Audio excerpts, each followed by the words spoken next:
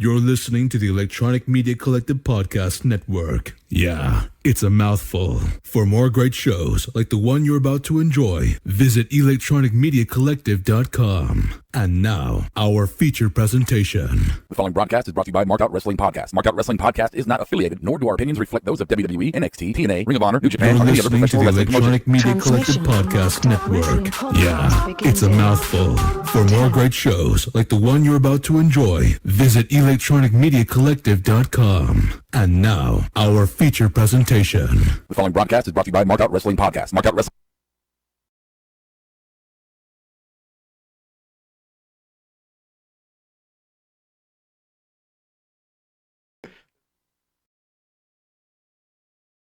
You're listening to the Electronic Media Collective Podcast Network. Yeah, it's a mouthful. For more great shows like the one you're about to enjoy, visit electronicmediacollective.com. And now, our feature presentation. The following broadcast is brought to you by Marked Out Wrestling Podcast. Marked Out Wrestling Podcast is not affiliated, nor do our opinions reflect those of WWE, NXT, TNA, Ring of Honor, New Japan, or any other professional wrestling promotion. Transmission from Marked Out Wrestling Podcast begins in 10, 9, 8, 7, 6, 5, 4, 3, 2, 1.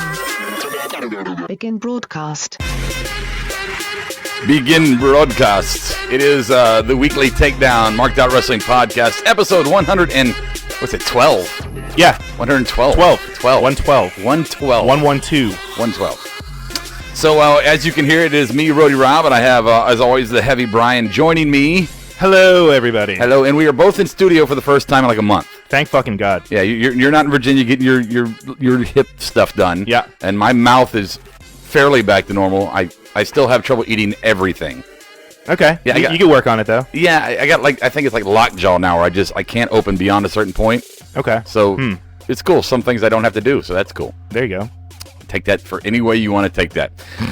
So welcome to the Takedown. We're going to discuss NXT's showing from last night at on the WWE Network for, again, $9.99 in case you did not know. And I guess we're going to be at odds already because I got a text message from Bob from Memphis before we got started. He definitely did it on purpose. He probably did. He absolutely did. What he said was, I just got done watching NXT. Did we have to have 3 sucky shows all week? And I'm paraphrasing there, but I don't quite get what he meant by that because I thought NXT last night was absolutely on the mark, and I geeked out the whole time. Yeah, same. I mean, I thought that they're really kind of showcasing there's a shift in NXT going on, and last night was definitely one of those. You can tell it's kind of a new wave of people coming along. Yeah, and there's goods and there was bads, and let me go ahead and just get Bob out of here because he's talking shit right now. See, he said the women's match was a dumpster fire with the talented. Oh my God. We're gonna get to that. Oh my God. But there was goods and bads within everything. Like some goods were also bad, and so on and so forth. So I'm excited about talking about it. So let's go and do this real quick. Housekeeping. No, thank you. Sleeping. Housekeeping. You come back in an hour. Here are your Marked Out Wrestling housekeeping notes. Follow us on Twitter and chat with us throughout the week at SmartMarkShow. Send your thoughts and opinions via our email, markedoutpodcast@gmail.com. Follow us to get a better look inside our faction on Instagram at Marked Out Wrestling. Call us during a live broadcast or leave a message for a future show on our U-Record Studios fan line, 704-444-0084. Like us on Facebook to argue politics and religion at facebook.com/markedout1. That's marked out the number 1. Finally, see what is coming up throughout the week on our website, www.markedoutwrestling.com. Get connected. Housekeeping, you want me to jerk you off? What kind of hotel is this? Oh, it's you. Can you dig it, sucker, sucker? Now, Brian, before I jump into the weekly takedown itself, we should introduce the board, I guess, right? We should. We should do Maybe. that. Yeah, let's do it. Let's do it. So we got John Estrada's on the board. We got Hitman is on the board as well. Berto joining us. Noah, JVL Shallow's been waiting since like 3 p.m. Wow. Yeah, he's been like, what's up, yo? I see Luke Birch is on there, and he's hating on Pete Dunne right away. So we're gonna have a good conversation there. Really, he's drinking the same thing that Bob is drinking. I guess so. I guess the water wherever they're at is just kind of lead heavy. Lead heavy. So and we'll see who else jumps on the board. But thanks guys for being with us live, and of course this will be on the podcast as well, Podbean, iTunes, and other things. Remember to like the video and comment below afterwards. Let us know what you think. But in the meantime, let's run through the weekly takedown for NXT this week, and we're going to start 3 topics here, and we got a lot more than this. We got a lot of content we're going to do on today's show. Topic number 1 is going to be eating crow. Number 2 is going to be done won me over. Certainly did. Yeah, and topic number 3, a rude introduction. Brian, rude introduction. I'm listening. You fucking better be. 1. All right, topic number 1. As Brian is wearing his sleeveless Fight Owens fight shirt, we don't have the camera. So I am. I wish you guys could see. I'm svelte right now. The guns are oh my blaring. God. Do you need sunglasses? I brought mine actually. They're right here. Did you bring your sunglasses? Yeah. All right. When you put them on, is it like the movie? What the Roddy Piper movie? What's that? They Live. They Live. Yeah. So every time you look in the mirror at yourself, you don't look as big. Fatty. No. Fatty. Shut up. Fatty. No. All right. Feel the glow, Brian. The glow. You're not like most girls. I told Rob that I'm getting him a girl's cut T-shirt. Not only am I getting him probably something like that, but I'm getting him a girl's T-shirt too. So we'll see about that. Fun. I think we made a rule: no girls cut. Well, we'll see. Okay. All right. So topic number 1 is going to be our eating crow segment. This is where we're going to talk about the Liv Morgan, Ember Moon, Peyton Royce triple threat for the number 1 contendership. And of course, this is one of Bob was shitting on via text. I get it. I don't either, because if you didn't enjoy this, then you don't enjoy wrestling. Really? These 3 girls put on a clinic, Brian. I totally agree, and that's when Bob told you that, I was like, oh, he's got to be just trolling you right now at this point. He's got to be trying to rile me up, because even on the board, they're like, Bob just likes to troll me and get under my skin. Exactly. Because it was, and me and Adam were sitting here last night watching, and even Adam was on the edge of his seat like, this is awesome. I saw him at 10 a.m. this morning, and that was one of the first things that he said. He was like, you know what? I was wrong about Billie Kay. I was wrong about Peyton Royce. That match was a good women's match. It was. I took down a lot of notes here, and I mean, great fierceness and brutality. Let's see. They didn't seem hindered by spot assignments, right? Mm-mm. They didn't seem like they were rushing to get to a certain spot in time like you see on the main roster, right? Right. These girls were flowing naturally. Good speed. It was a lot faster than Dean Ambrose match, right? Fact. It was a diverse showing of movesets from all 3 of these girls. I mean, it wasn't the constant 5 or 6 moves they're always doing. It was a good, diverse moveset with all of them. And if I may, and this is where it comes into eating crow for me. And you said it with Adam said it too. Peyton Royce showed me something in that match, and the only word I can come up with here is bravo. Bravo. Yeah. She was selling great. She was hitting moves with technical skill. That perfect plex at the end was a snap plex, and it was just done to perfection, all pun intended. Oh yeah, and the one thing that I've been noticing too is that they've, for the past couple weeks we've been seeing a lot of Billie Kay, and now they're kind of switching. And for me, I prefer it this way. I think Peyton Royce. And it's nothing against Billie Kay, because I think she did a phenomenal job. Even the spot when she came into the ring and she took Ember Moon's took her out of the ring. Took the Eclipse. Thank you.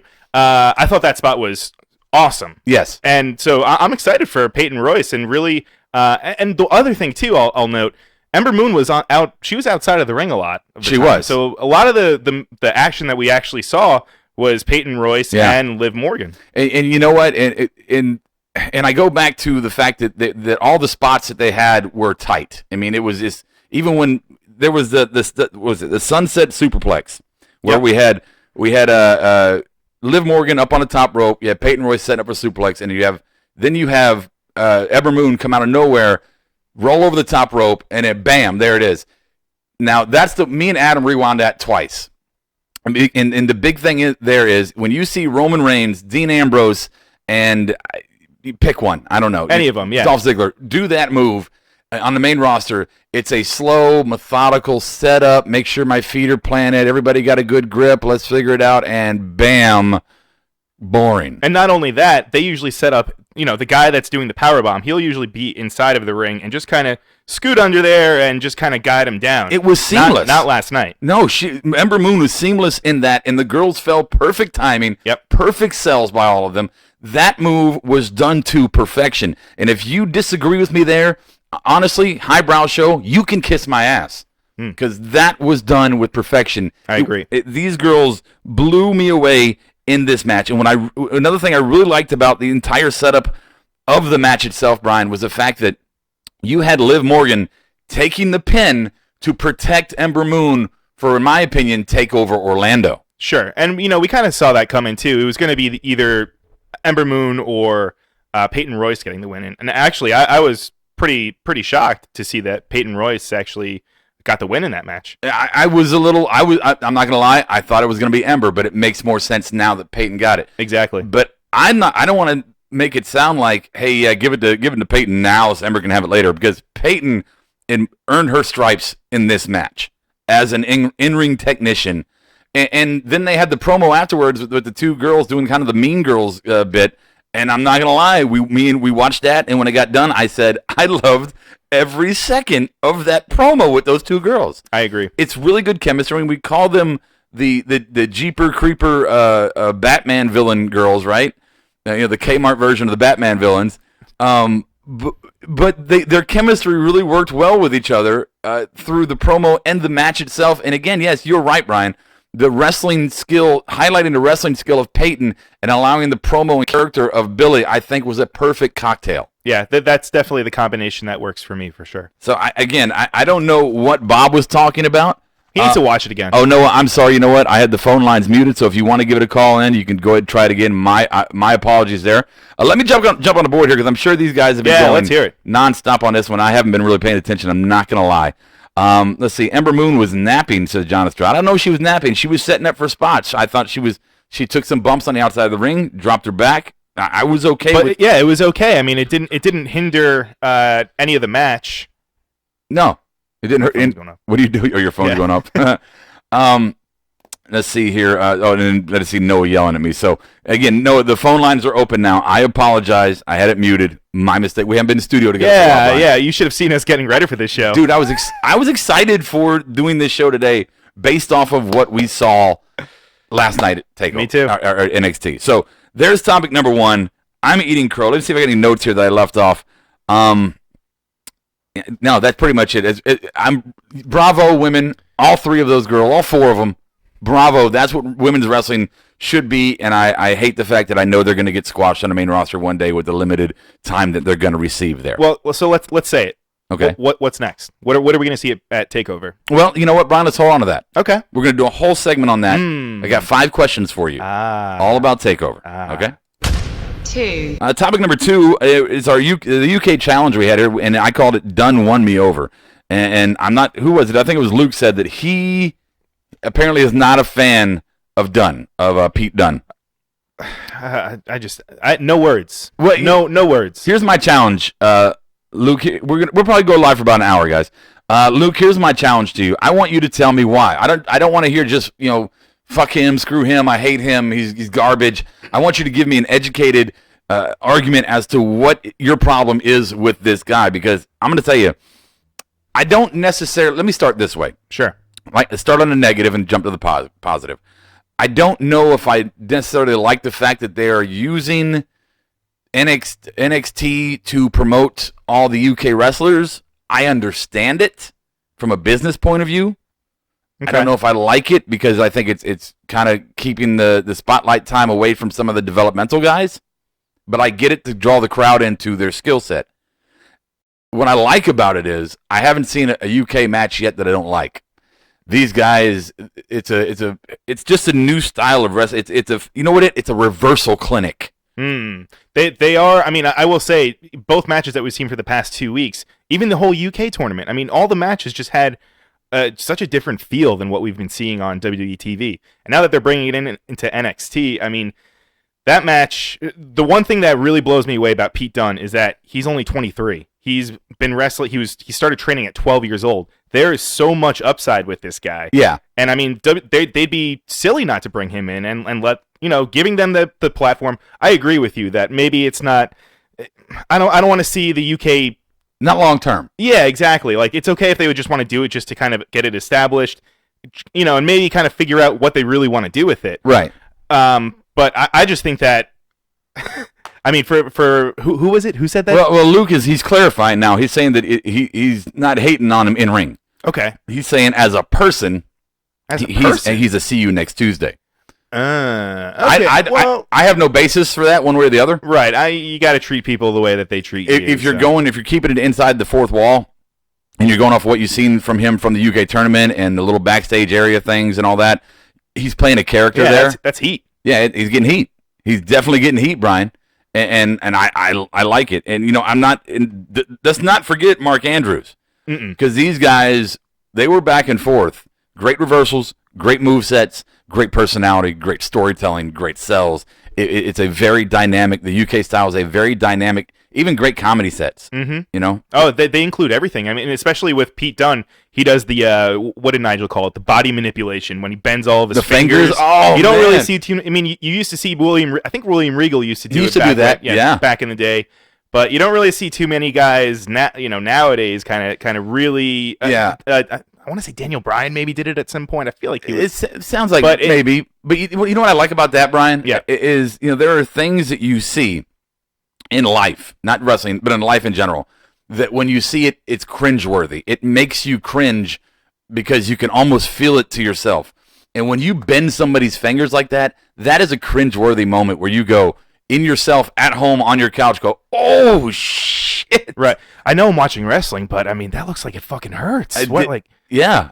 And that's what they're thinking. It's like I know this. It's predetermined or whatever the hell you want to call it, but I mean that still fucking hurts when they're bending your fingers like that. Yeah, bruiserweight was a good word for him. I like that category of. I wasn't that big of a fan of him for whatever reason. I don't know what that. Maybe I was drinking Bob's Kool-Aid, but in the UK tournament, I was okay.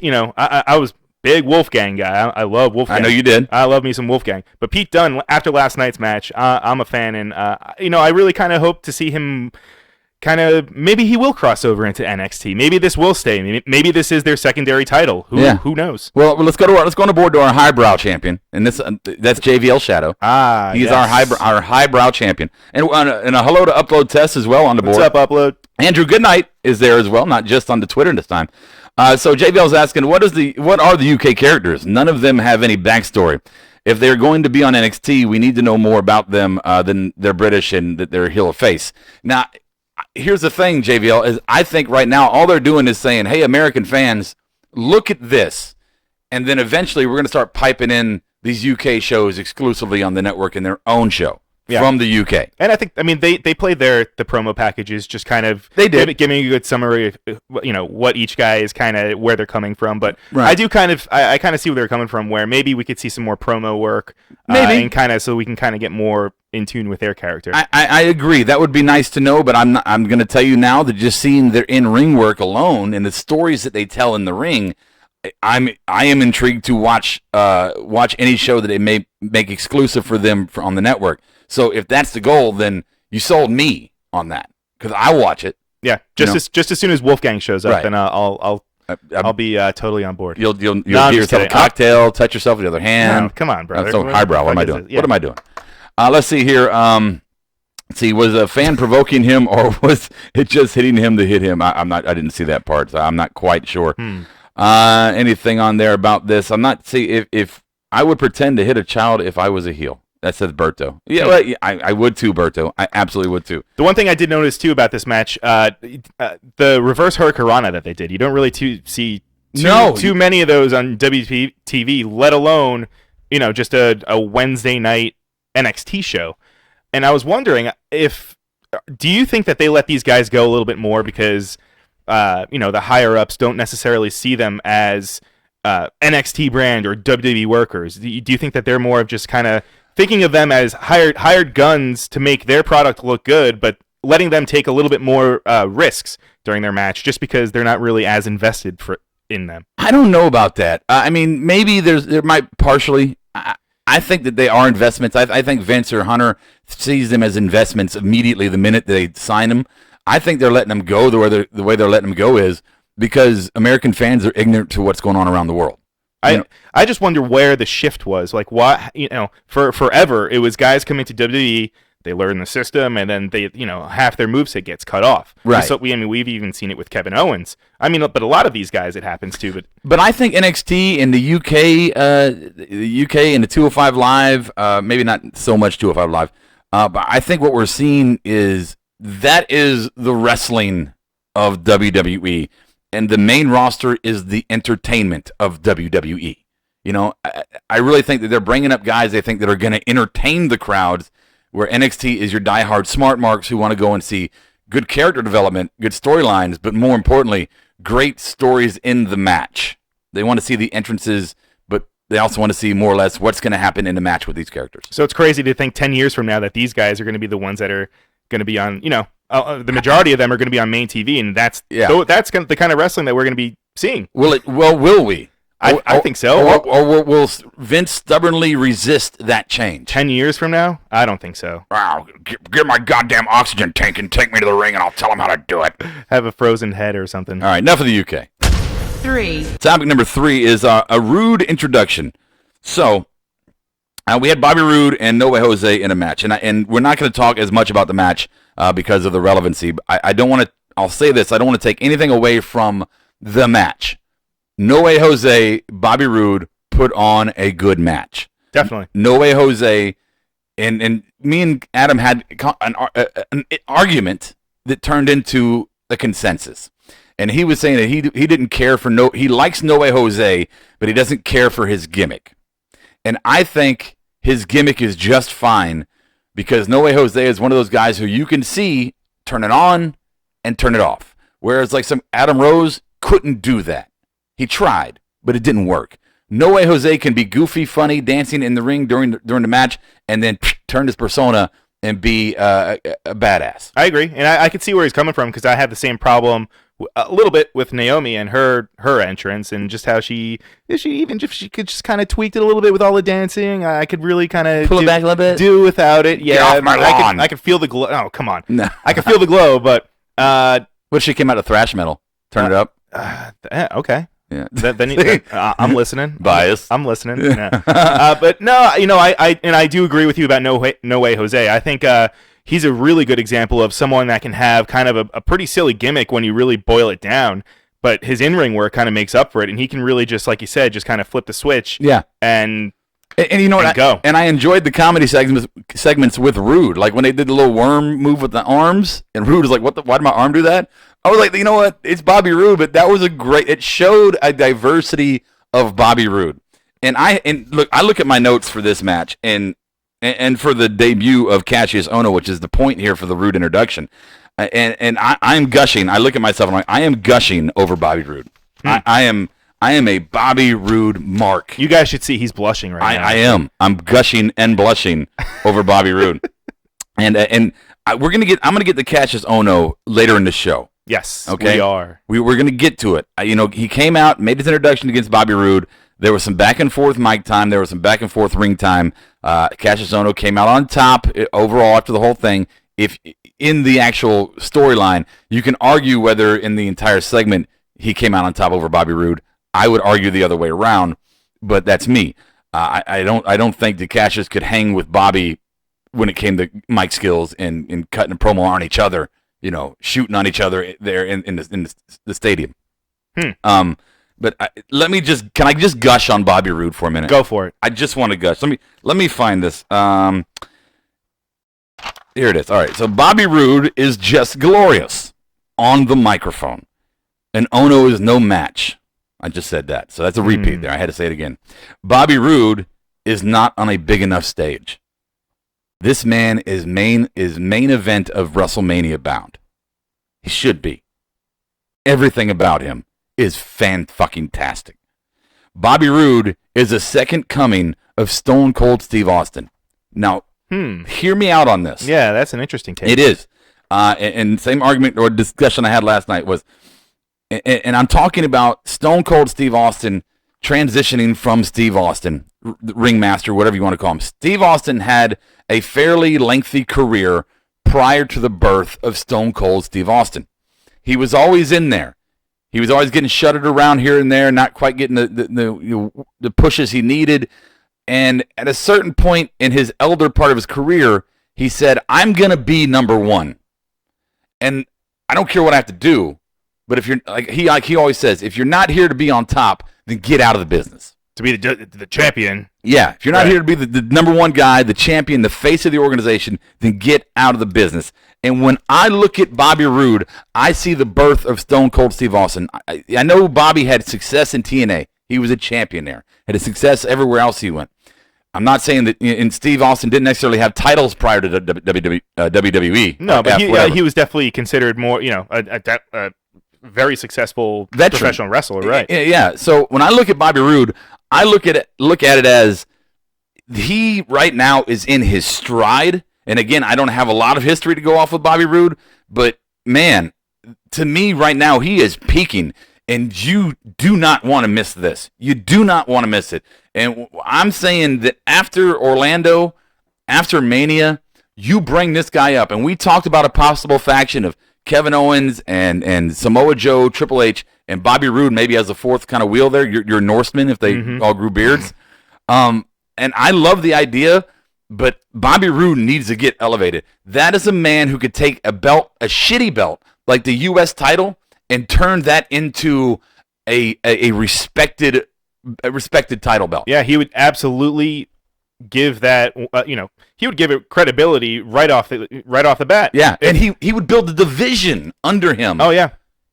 And I just think I don't know. I'm curious to see how long because he's white hot right now. Fucking hot. He'll obviously be there through WrestleMania. He's going to be on Takedown headlining, but I just wonder how. I kind of want him to stay in NXT, but I just hope they don't really kind of pull the trigger on him and kind of bring him up too soon. Either way, I think it's too soon. He'll be fine. I think exactly. I think tomorrow is too late. I think tomorrow is too late. He's in his stride right now. I know he's doing great in NXT, and I love him there. But to me, tomorrow is too late. That's kind of why I don't want to see him go, because for selfish reasons, I love watching him every Wednesday night. Well, here's another thing. The other comparison to Stone Cold, and JVL Shadow saying Roode is a Triple H, King of King era. And I'm with you there. And Noah's saying this is a bold statement by me, and I agree.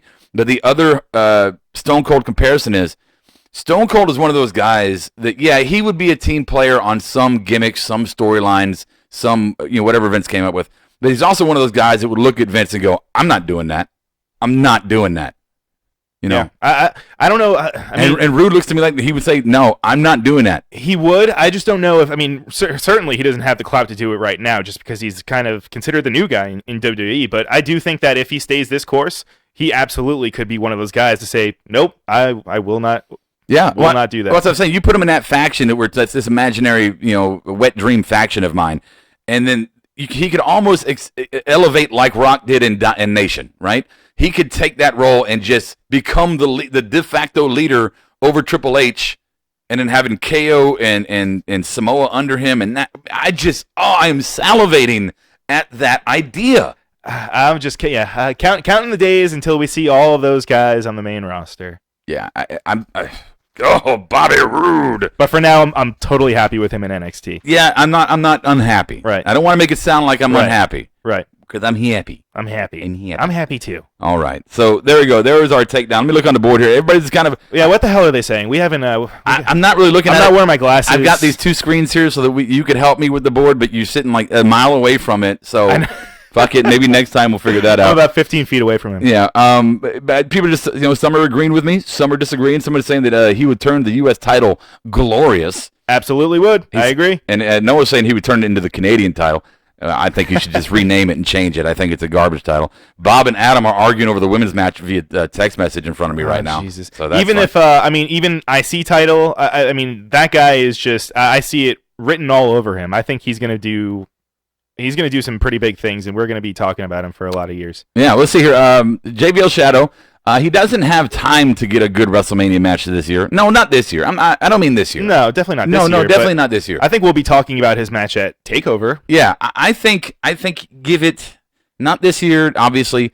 I think he'll have a match in Mania next year, and I think the year after or the year after, one of those two, he'll be main eventing WrestleMania. Bold statement. I'd say 2 years. 2 years. 2 years, I'll go with. And I think that's a little bit more. But I think 3 years is safer, but 2 years I wouldn't be surprised. A lot can happen. I mean, look what happened to Seth. A lot could.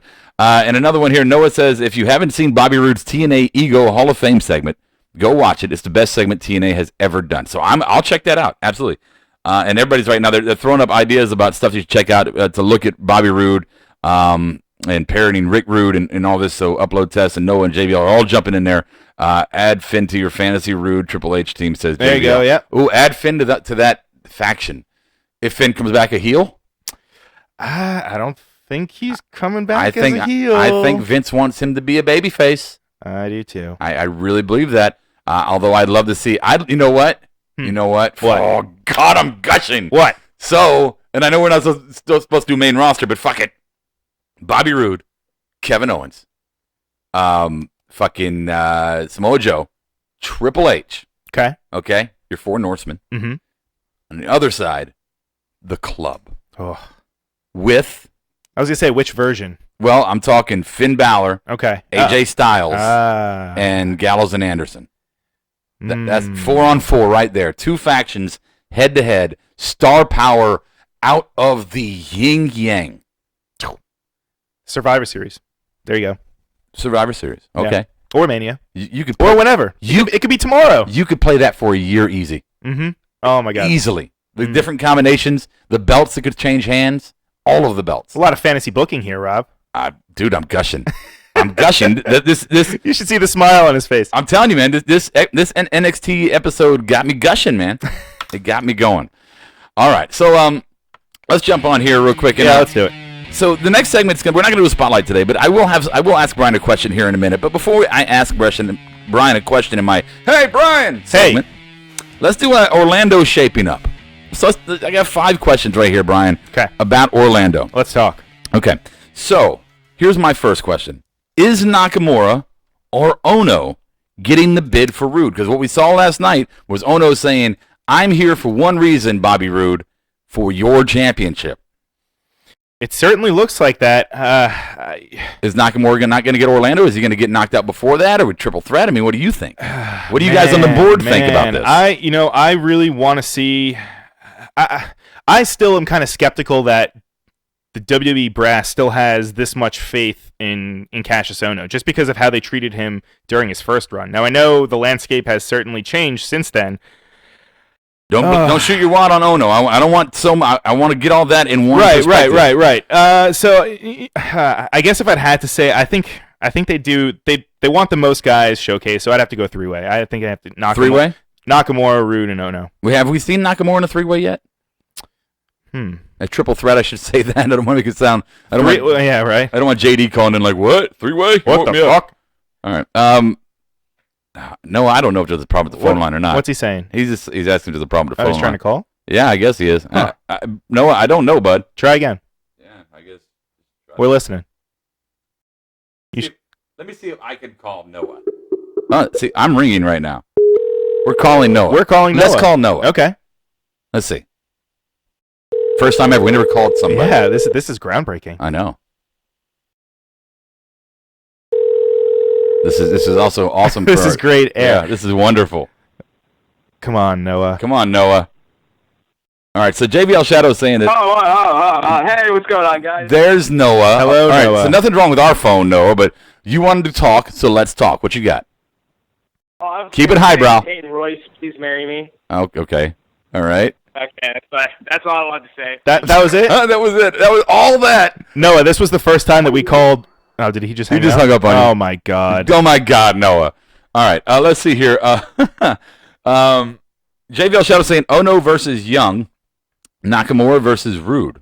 Ooh. That's the thing. I don't see them pushing Ohno to that level just yet. I think it would be a mistake. I think it's too soon. So that's why as much as I do want to see a triple threat, I think we are going to see another rematch of Nakamura and Roode, and then have Kassius Ohno kind of be in that, secondary match coming up. Exactly. Yeah. Okay. My second question here, and we kind of just talked about it. So let me get your just honest yes or no on this. Roode joining H, Joe, and KO after Mania. What do I want it to happen as? Do I want them to start a faction? Give me a do you and will it? Do you want it? Do I? No. And will it? No.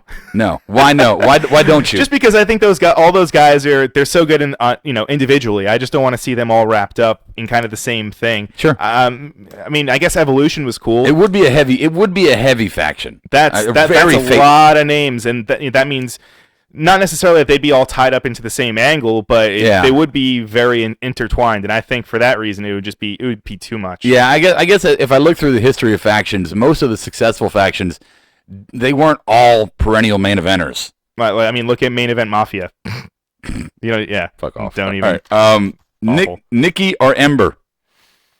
I think it's Ember. Ember? Yeah. I mean, they've been kind of teasing it for a while now that they really have a lot of faith in her, and I think that this is her time.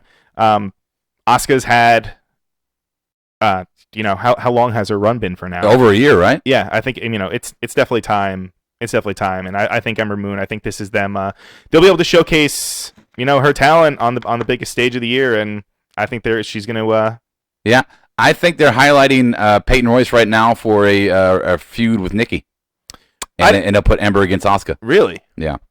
Yeah. Okay. I could see that. Yeah. Yeah. Okay. Yeah. Next question: will we see Dillinger versus Young Part 2, or will that be done all finished up by then? Man, if that's still going on by TakeOver, they're really kind of dragging that out because that's been going on for a little bit now, huh? It's still going. Still going. You know what?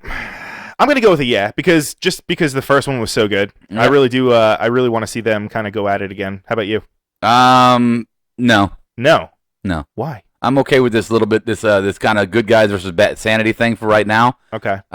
Maybe a highlighted weekly match on the show. We saw it at last TakeOver. I would like to see Dillinger either move on or move on. Move on up, or either move on somewhere else on the roster.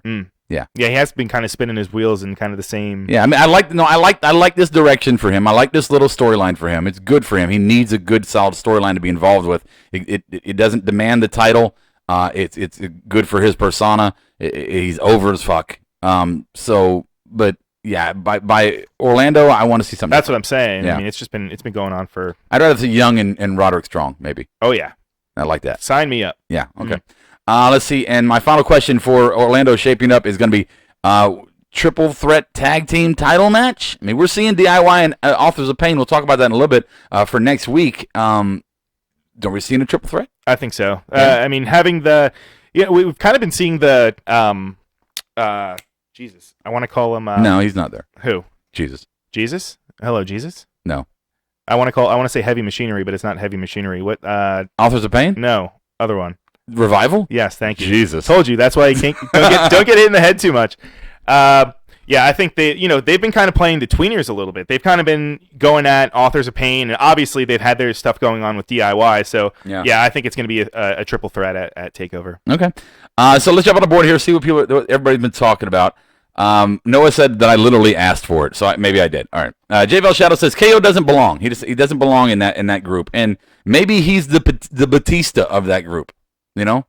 How so? Maybe he's not quite the main eventer that the others are, but he's still highbrow. I mean, he's still. Are you talking about Owens? Yeah. Oh my god! Yeah, of course he's not a main No, eventer. I'm saying that when you look at the careers of Bobby Roode, Triple H, and Samoa Joe, KO is. I love KO. He's awesome. Okay, so between the four of them, yeah, right. He's the bag man. Maybe with Samoa Joe, he's kind of getting closer. There, but I mean, Joe's got more. Yeah, he's definitely got more. So, yes. So that's JBL. That's JBL. Noah says, I honestly don't want to see Joe KO in his stable. I'd prefer Joe to just be a badass on his own. Agreed. No, I could see Sanity hold all the belts at the same time. I don't know if I'd like that, but I don't think there's anybody for the tag team that I would like to see. And I don't see Alexander Wolf and Bigum's Big Nasty holding the belt. Damo, no. Yeah. Hey, I'm pulling for Heavy Machinery. Those guys have been on my radar for a little bit. I know you like them. JVL Shadow says Ty versus a turned up Strong maybe for Orlando. Yeah. Well, I'd be down. Yeah, that would be. I just wonder how they would how they would kind of. That would have to mean that Roadie would have to go heel. I would. Well, he didn't he just kind of go face? Yeah, that's what I'm saying. And I mean, people. And Dillinger did too, though. He's still so new to the company that I feel like anytime he comes out, people that know him, they're going to cheer for him. Well, they're on the same side right now against Sanity, so maybe they turn on each other. Maybe we'll see. Maybe one of them does join Sanity, and it turns it into a fight there in Orlando. Yeah. Finally, Revival are going to be on the roster by Mania. Or after Mania. Absolutely. There's no reason to think they're not. They have to go to SmackDown. You think so? I mean, it doesn't matter. The divisions are wiped out and destroyed on both rosters anyway. I'm just saying. I feel like SmackDown has more holes in that division, and they would instantly give it. You know, they're a team that's in everyone's minds right now, and I think that if they go on SmackDown, they'll say no. Yeah, that's what I'm saying. Yeah. Say no. All right, so there you go. There was our Orlando shaping up segment there. So now we're gonna go to Hey Brian. Hey, why should I care about Kassius Ohno? As somebody who's never seen him before. Oh my God. Chris Hero, whatever you want to call him. So, I want to take you back to a date in time. Oh, I wish I had, sir. I wish I had fairy tale music. Go ahead. You don't? No, I don't. Oh, come on. No. February 7th, Mm-hmm. 2003. Okay. Chris Hero wrestled CM Punk in a 90-minute Iron Man match. Really? In a 90-minute 2 out of 3 falls match. Before FCW, Seth Rollins, all that? Yeah. Oh, okay. Yeah. This is actually, it might have. Yes. Oh, definitely. Yeah, 2003. Way, what am I talking about? You said 03. This is even before Punk was even in. Okay, before Ring of Honor? Yeah. Okay. Yeah. All right. I now have to check the date. Now you're having me think. Anyway. Anywho. Ignore the date. Okay. The match. Yes. IWA Mid-South. I mean, first of all, this is just a match that you need to watch if you want to learn about Chris Hero. This is probably one of his most talked about, iconic matches. And pretty much really what kickstarted his career. Okay. The guy has so much freaking knowledge of the business, and he's been on interviews for he's gone on to say that even when after he got released, he's gone on to say that, it doesn't really matter, I'm a lifer in this business. This is what I do. So if they're not going to use my talents, then that's fine. I'll just go somewhere else. And that's exactly what the guy's been doing. PWG. Okay. He's been going to Japan. I believe he's been doing tours with Noah. He did some the tag tournaments with Colt Cabana. Okay. The guy has just been. Name any big independent promotion. The guy has gone there. Journeyman. And flourished. Okay. Oh my God. Now the thing that. And did you ever watch any of his stuff? Because it was brief of his in when he was in I'll tell you what, NXT. FCW. I'll tell you what it was. I saw him last night. It was my first ever of him. And I saw him last night, and I wasn't overwhelmed by him. And so today I went back and I watched him and Seth Rollins for the Florida Championship Wrestling title. And I watched that match, and again, I wasn't blown away by him. I wasn't. Is it the moveset? Is it his? Because that was the one thing that really struck me was that you weren't crazy about his promo work, and I think his in-ring work is top notch, but I think his promo work he's not really that loud of a talker. He's more he draws you in, and it kind of makes you have to listen. Maybe it was comparing him going against Roode my first time.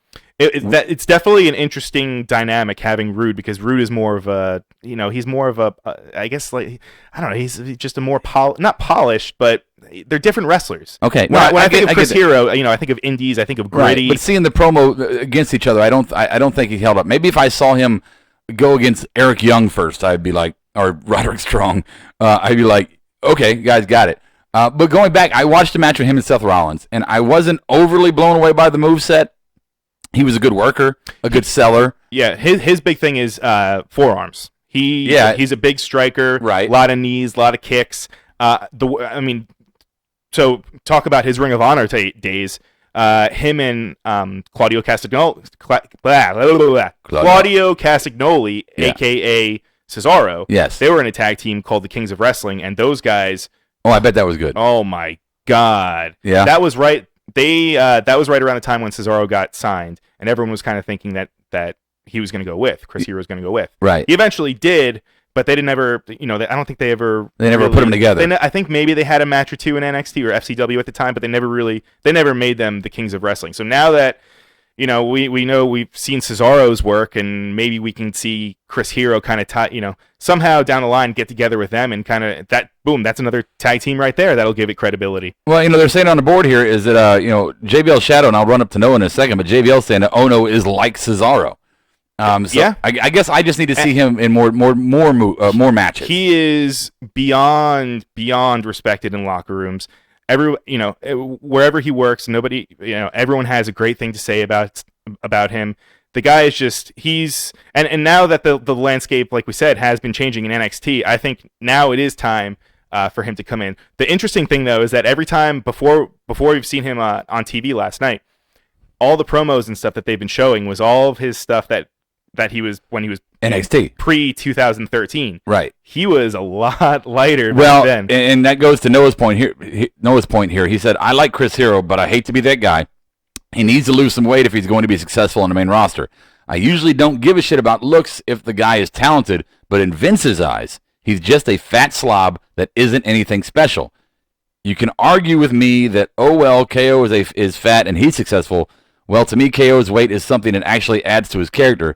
It makes him a big fat schoolyard bully that's going to beat the fuck out of you. But I did see Ohno last night, and I noticed from the promos compared to him wearing his shirt that it was kind of like look down on my belly, where's my dick, kind of thing. And it's not a knock on him. I mean, this is just something that has kind of been a storyline, if you will, with his career. Now, during his days of the Kings of Wrestling, he was in. That was right before he was in WWE, so of course he was in really great shape. So I don't know, maybe I'm kind of getting off track here. By now, kind of my taste when it comes to talent. So am I going to get drawn into him? I think you will. I think you just need to see him work a little bit more, and maybe check out. I mean, it was from so long ago, but I mean that Iron Man match, that really is one of the most iconic indie matches of the past 20 years. Well, Noah's saying here that there was a time when CM Punk and Seth Rollins faced Hero and Cesaro in NXT. That's right. Yep. There was the one time CM Punk came back down and they had a tag match, and it's actually on YouTube. It was about, I don't want to say it's about like 15-20 minutes. Okay. Yeah, he was saying that the fans didn't know how special a thing they were watching. The live fans, they had no idea how special that was. So, I'm interested. I'm going to give everybody a shot, especially the NXT, because nobody on NXT is killing me. That's the one thing. If they really give him a legitimate shot to kind of make put himself over and let people see how good he actually is, I think he'll be great. But if they handcuff him, and already the Kassius Ohno gimmick, I mean everyone knows him as Chris Hero, but I think they were chanting Ohno last night. So. Yeah, well, I mean, it's kind of it catches on really quick. You know what I mean? Like it's very easy to say that, and we've seen how if you have a good crowd chant, what that can do for a character. Looking at you, Fandango. Fandango. Amen. Right. Okay. All right. So there we go. Let's real quick. Don't forget Monday nights after Monday Night Raw, right here on YouTube or on the podcast coming up on Tuesday. They get downloaded on Tuesdays. We have our Monday Night Rawsome show hosted by me, and I have our faction as always. And Tuesday nights after SmackDown Live, we have our Smarkdown show hosted by Adam Baum, which he calls the A show. We'll just keep disagreeing on that one. So, Brian, let's go ahead and jump in. I'll start this one. Our takeaways for this show and for next week as well, because we got DIY and Alphas of Pain, Peyton Royce, and Asuka for the title. And I'll just say real quick on those, Asuka retains because I think Nikki screws Peyton over. You think? Yeah, then that's going to set up their match. Right. Yeah, definitely. I agree. DIY Authors of Pain, I think Revival gets involved. I think it's a no contest, and it sets up a triple threat match for Orlando. Yeah, we've been seeing run-ins by them. Yeah, my takeaway for this edition of NXT is, and I'm sorry, Bob, if you're listening, I'm sorry. I know we disagree on damn near everything, including the color of the sky. That is true. But to me, if you can look at this episode of NXT and think that it was garbage, then I just don't. I don't want to be insulting, but I don't understand what the hell's coming. What's going through your pupils? Because this episode, I was loving this episode from beginning to end, including the little girl segment where they had the promos. The whole damn thing, even Noah Jose, who was kind of just there as if to set up the Roode interaction with Ohno. I thought the wrestling was off the charts wonderful. I thought the women made a statement. I thought Peyton Royce made a statement. I was impressed by the entire thing, and I can say to NXT, and we say it a lot, and I'll say it again, bravo to NXT, bravo to Hunter Hearst Helmsley, Paul Levesque for this product, bravo to the inclusion of the UK wrestlers in a limited role, obviously. Sure. But bravo to the entire talent pool that we are watching develop in NXT. It makes me excited, cautiously optimistic for the future of the main roster. But I am more of a fan of NXT than the main roster by leaps and bounds. I'm right there with you, brother. So there's my takeaway. Brian, go. Well, my takeaway for this episode was that, and I kind of mentioned it a little bit earlier, was that this is kind of a new wave of NXT stars that we're seeing. I mean, obviously they're kind of household names at this point, but now that they're finally kind of, they're finally wrestling for WWE, their umbrella. It's crazy to think where we were last year. I mean, we're trying to think. I mean, it's. Last year we were worrying that they were going to deplete the roster. Right, and now it's like, well, there's not even enough room for anyone in the hour-long show. No. So, I'm last night's episode, I do not see what the hell Bob was watching. No. I think that it makes me really excited about every Wednesday night watching it, and going to Orlando. Yeah, and we're going to be there. We're going to see it. Yeah. We're going to see it. I mean, being there live, I'm definitely. I mean, I really don't want to sound like a fucking sourpuss, but like I'm kind of more excited about Takeover card than Mania. And we don't even really know the Takeover card right now. Yeah, I'm more excited about Mania for the pomp and circumstance of it. But as far as wrestling goes, yeah, Takeover, I'm so fucking excited. Yeah. And the last thing that I'll say is that just WWE's inclusion of the indie, finally they're realizing, now it's we've kind of been seeing it with all the tournaments kind of popping up, but I think that now they're really finally embracing it. Yeah. And that's fine. I just want them to stop after Chris Hero for a little bit. Yeah. We had that conversation. Yeah, let's get some of the developmental guys going for a little bit. Yeah, let's let them kind of hone their craft and really kind of focus on the guys that they have now. Yeah, I agree. Okay, let's jump on the board here and see what everybody's saying on their final takeaway. Well, Noah says, "Look at me, Rob. I'm being highbrow. Aren't you proud of me?" Me and Adam often call you, Noah, our troubled stepson. And yes, so Noah, my troubled stepson, I am very proud of you for being highbrow. You are a very intelligent wrestling fan when you want to be. I do take notice of that. Noah's final takeaway is Peyton Royce is my Becky Lynch of NXT. Well, after I just said that, right? He goes, yeah. I'd love to see all of Sanity hold all the belts at the same time. No Way Jose and I need to make a tag team. It can be called Noah Jose. Noah Jose. JVL Shadow, let's see here. He says, I want him to Yoko, Sheamus, and Cesaro. I want him to Yoko, Sheamus. I'm not certain what he's saying there. I want him to Yoko, Cesaro. I want him to Yoko. Okay. And he is from Memphis. Oh, he's talking about Bob. He's from Memphis. He's probably pissed that there were no DQs or countouts. Or Jim Cornette wasn't involved. Right. Exactly. Wow, that's great. So, takeaway for Upload Test. Are you guys ever going to interview Kiera's Upload? We're not making it public. We are working on it. There are limitations to what these guys are allowed to do, and there's I'll just say this with that question without letting everybody know what you're saying. We wanted to do this podcast without him. And we've been doing it without him. We wanted to make this work without that. One day we will take advantage of that card in our pocket.